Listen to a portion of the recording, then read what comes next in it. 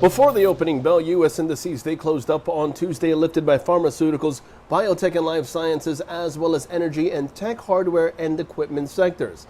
While on the economic docket, retail sales advanced. They surged 17.7% in May, marking a record high, while industrial production rose 1.4% in May.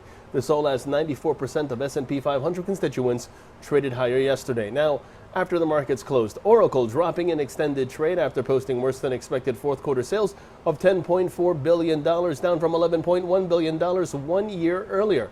Amazon.com, that was rated buy in a new coverage at Needham.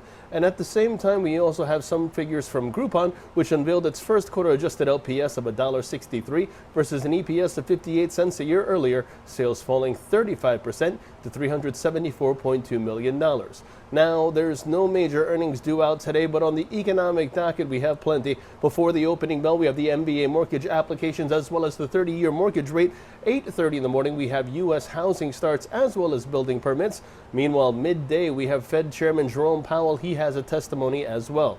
Taking a look now at the markets, the S&P 500 is where we begin. That sees the bias remain bullish. The Nasdaq, meanwhile, intraday sees the upside prevail, while the Dow Jones, that's in focus as it sees further advance. The relative strength index mixed with a bullish bias. Long positions above 25,920 are favored with targets at 26,650 and 27,065 in extension.